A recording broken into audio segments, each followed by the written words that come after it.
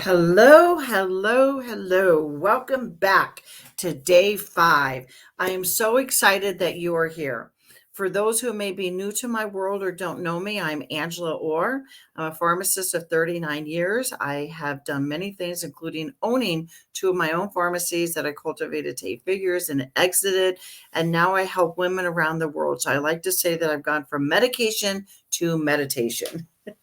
And today we are on day 5 of our summer quest to a body that we love. I've said it in many different ways because people hear it differently. It's a summer challenge to the body that we love, or how to get your summer body on, because it really isn't about necessarily all that is the physical. It starts up here. And for myself, I have found it difficult to really motivate myself and to get myself to a place where I want to be physically without first feeling that I'm worthy and I deserve it and that I love my body no matter what. And I am at that place now. So it's just really liberating. I feel so free. And I really wanted to share this because what prompted this, I heard a story, and I've said this in some of my other videos about 2 women talking how they wouldn't be going to the pool this summer, even though they winter somewhere else and vacation in Kennebunk, so an affluent area, and they're summering there, but how they wouldn't be going to the pool because they just didn't feel comfortable because they packed on a few pounds over the winter. And I just think it's such a shame. And I felt like that story resonated with me because I've done that before. And I see so many women who do that to themselves, where you deny yourself things that you really love because of how you feel about your body, guilt, shame, disgust, even, you name it.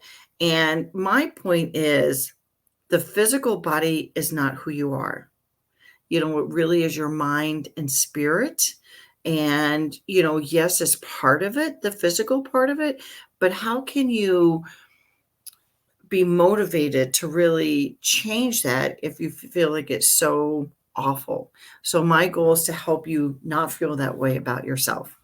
And today is day 5. So every day I'm giving some practical tips and exercises to do and homework to do.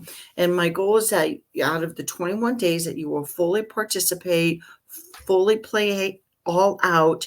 And then at the end of it, you choose and pick the things that resonated with you, leave what doesn't, but that you have really come to a place where you are going to embody and practice these things. So, because that is what will shift the needle for you. I know, because I've seen it in myself and I've seen it in the clients that I work with. So today I am going to talk about heart-centered breathing. I am a certified HeartMath practitioner and certified HeartMath stress and well-being assessment provider. And HeartMath is an organization that out of California. And basically what I love about HeartMath is that it's all about heart-centered living and how if you really honor your heart, it can change your biology, chemistry, and physiology. So being a pharmacist, I believe that transformation is a science-based. And therefore, because it's science-based, we can replicate it and we can learn it and we can teach it. And heart-centered breathing is one area that I'm very passionate about and I practice daily. So, and it has been shown through HeartMath, we have almost 400 published studies to show how when you can change your heart into a more coherent state, which is to say that it is beating more natural, more rhythmic, that you can change that biology, chemistry, and physiology inside of you. And why is that important? It is important because of disease prevention. It's actually anti-aging, which don't all of us want that. And there are so many other benefits. And it's just really about living a happier, more fulfilled life.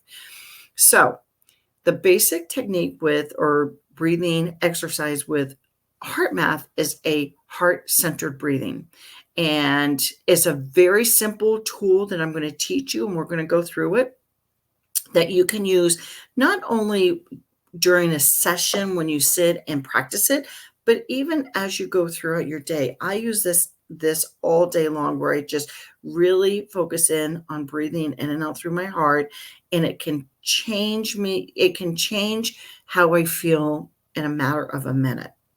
So with this heart-centered breathing tool, it can help us to manage stress, as I said, improve our emotional balance, and enhance our overall sense of well-being.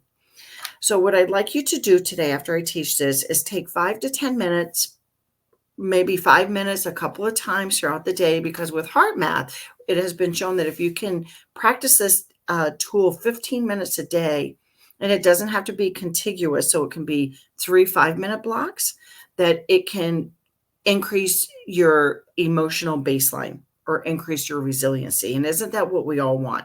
We're all going to have issues. We're all going to have things that we react to, but how long do we stay there, or how long does it take us to pivot? And that's what this, I find, helps. So what I'd like you to do is to sit back and relax. You can close your eyes or keep them open.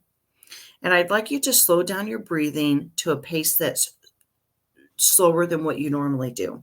So 5 seconds in and 5 seconds out, if that's what is comfortable for you. So it's just breathing in and out through the nose in a rhythmic pattern that's slower than what you normally do. 5 in, 5 out. 5 in, 5 out. It doesn't have to be a full breath, or what I mean, it doesn't have to completely fill your lungs. You don't have to completely exhale. I know there are a lot of different breathing type of techniques out there. Some are much more forceful. What I love about this is it's more natural, soft, and gentler, kind of like me, just softer. So it's that 5 in, 5 out. 5 in, 5 out. And as you do that, what I'd like to invite you to do is to imagine that breath coming in to your heart area. So I like to place my hand on my left hand on my heart, and I place my right hand on over my belly button area. And I imagine that breath going in and out of the heart space.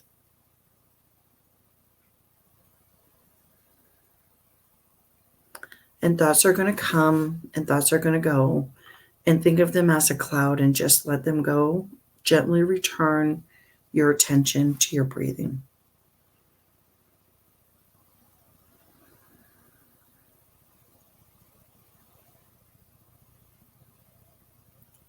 And imagine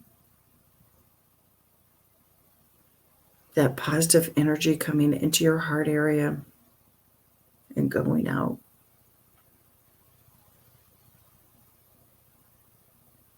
And just continue practicing this.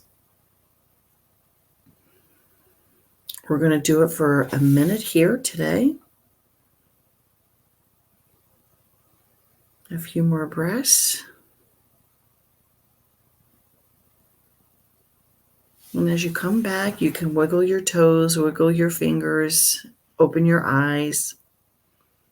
And notice what shifted for you or how that feels, that sense of calm.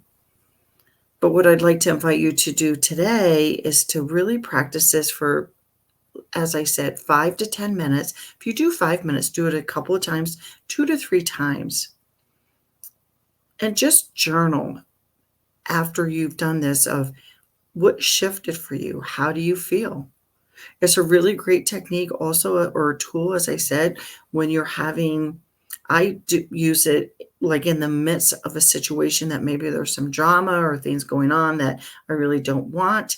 And I just stop, and nobody around me may even know, but I just kind of put my hand on my heart area and I do some breaths in and out. And it really can help me to reclaim some of that energy, because when you have some drama going on or some negative emotions, it really drains you. It takes energy away. And this is a way to kind of bring that energy back to you. I also try to use this even when there's not a situation. So it's kind of like my default baseline. And I've been doing this for several years. And I feel like, more often than not, I actually have this type of breathing as a baseline for myself. And that has shifted so much for me in my world. So just practice that breathing. As I said, this type of breathing can create a heart coherent state, as you will, which is a much different place to live than in a stressed state. So I'd love to hear your comments. If you have any questions, please drop them below, or you can message me directly. And again, I invite you to really play full out during these 21 days. Give yourself the investment of your time and energy, because you know what? You are worth it. And even if you're like, I don't want to do that, try it. You might find that, wow, this really did make a difference. And as I said, at the end of the 21 days, you're not going to leave with taking every 21 things that we've done and do that every day. But if you could take 2 or 3 things away, that could be an additional tool in your tool belt to help you feel better. Isn't that worth it? So have a great day, everybody. I can't wait to see you tomorrow on day 6.